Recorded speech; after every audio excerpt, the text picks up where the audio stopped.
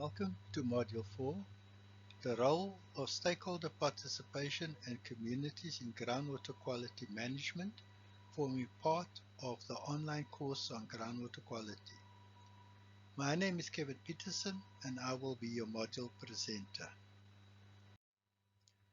This presentation is a welcome note and introduction to Module 4.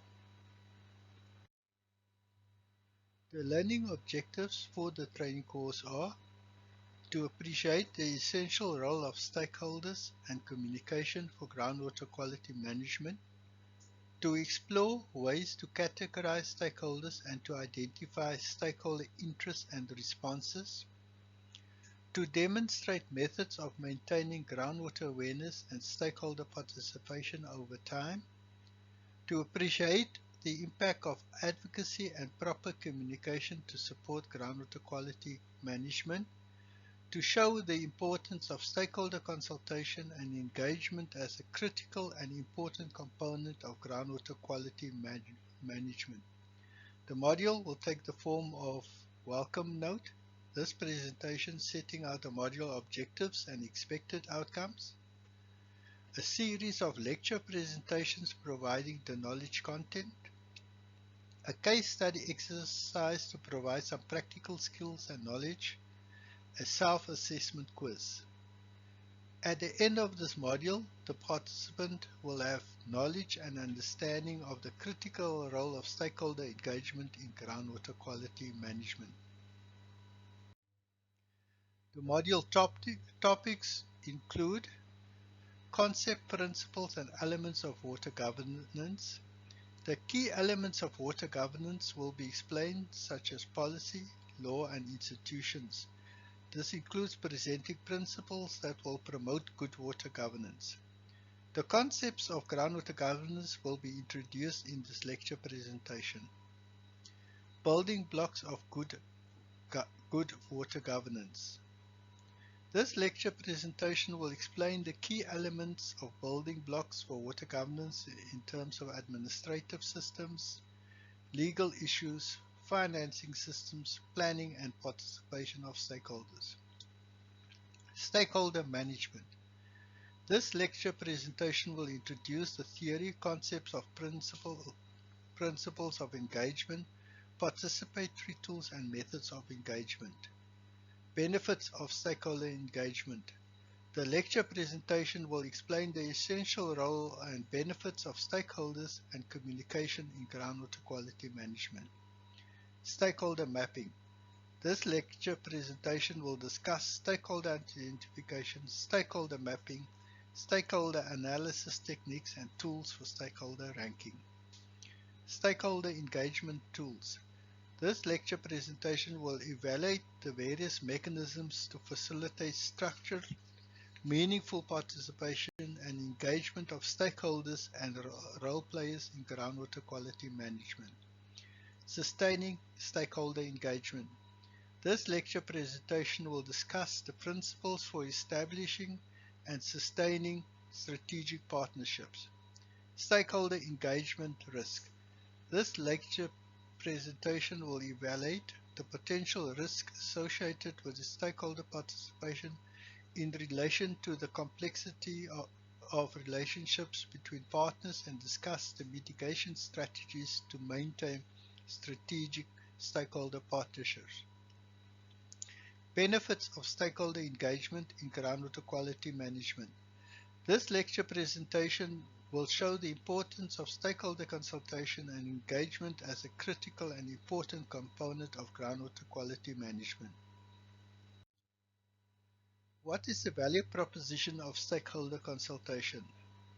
Firstly, more informed and transparent decision making, conflict prevention by development of consensus and information sharing, health benefits, awareness of poor groundwater quality, social benefits because it tends to promote equity among users, economic benefits because it tends to reduce health costs, technical benefits because it usually involves stakeholders in maintenance and leads to better estimates of water abstraction and water quality, environmental benefits because specific local concerns are addressed and incorporated into the management.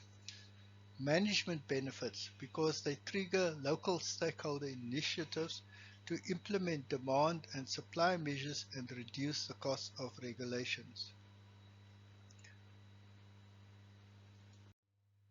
Those involved in groundwater, including groundwater quality management, will point to a lack of groundwater protection in policy, legislation, regulation, and implementation, more so at transboundary level. In some work that I've been involved through the SADC GMI and participating in the South African National Groundwater Strategy found that stakeholder involvement, a critical requirement for groundwater management, is virtually completely missing for groundwater resources. Different users do not speak to each other, no aquifer forums or catchment management agency or councils exist. No government forums with local users in place. This points to a gap that local management of water resources, the so-called subsidiarity principle, should have much stronger focus in policy and legislation. The groundwater in many of Africa's most crowded region lies close to the surface, making it vulnerable to pollution.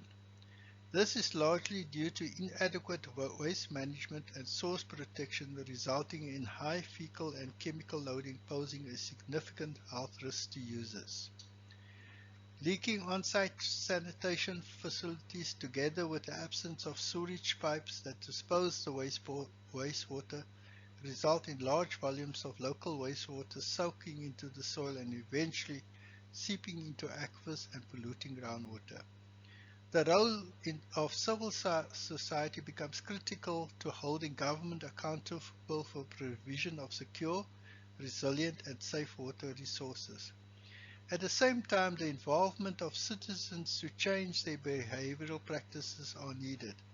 This can only be done through stakeholder advocacy and engagement. The inability of government to provide water to their citizens has resulted in many communities developing their own water sources, groundwater self-supply.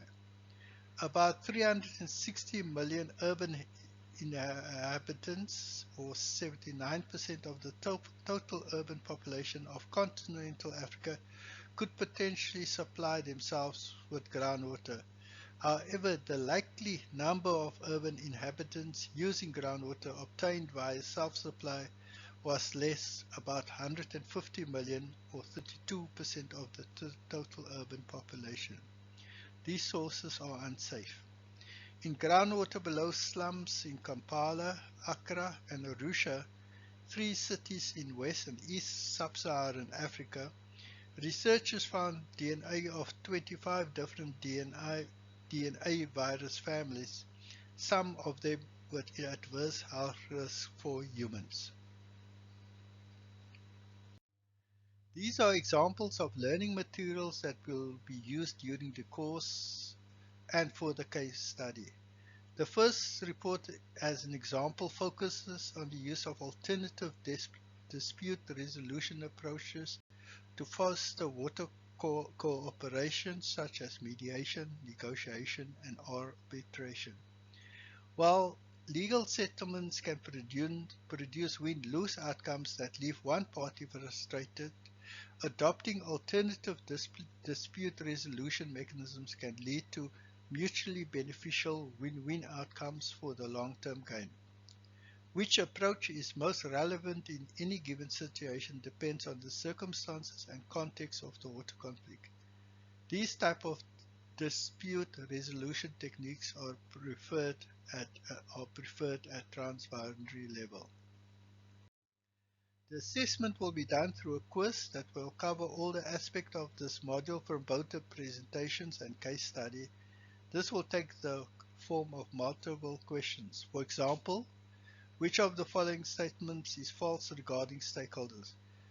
A. Stakeholders may have a positive or negative interest in the success of the project. B. All stakeholders should be identified before the project execution begins. C. Stakeholders may not be affected by the outcome, but may perceive that they could be affected by the outcome. D. Stakeholders may be people or organization. In this case, the answer is B. It's best to identify stakeholders early, but the key to getting it right is the word all. Many of them may not emerge until late in the stakeholder engagement process. Thank you for listening to this presentation.